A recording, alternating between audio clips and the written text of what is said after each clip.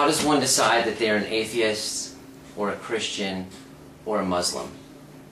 I mean, that's a valid question, and I'm not talking about just your interpretation of some archaic novel. I'm talking about your worldview.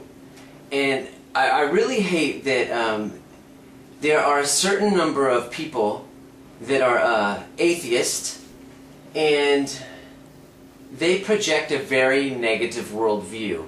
In other words, they're so obsessed with attacking the dogma that other people believe in that they come off like assholes. And I don't care if an agnostic person comes off like an asshole, that doesn't affect me. But when enough of them do it that if you mention that you're agnostic or you don't really believe in God, that people think that you're just a negative, bitter person that's angry because you got touched by a priest or your parents made you go to church or something like that. None of these things are true. And I was watching an episode of Glee the other night, actually, with my girlfriend. Yay! My favorite show. No, not really. But this woman is talking to her mentally disabled sister, and her sister says, "Do you believe in God?"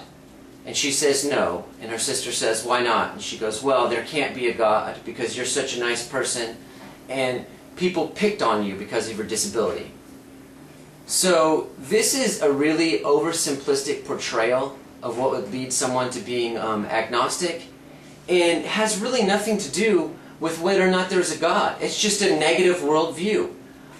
If you're going, "Oh, there can't be a God because my life is so horrible," you're no different than the people who say, "There must be a Jesus because my daddy told me there's a Jesus, and we have a big house and a nice car, and we go to church with a lot of really nice people who also believe there's a Jesus."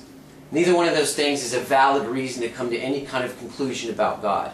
So, if you're an atheist because you think the world sucks, stop being a stupid atheist.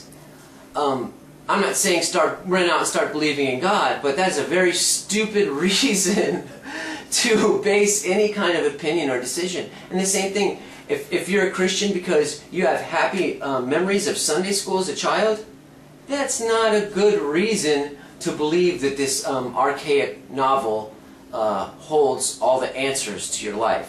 So let's not say atheists are pessimistic so they don't believe in God, and Christians are overly optimistic and believe in God. It's so simplistic and silly, and it's also insulting to both sides of the debate.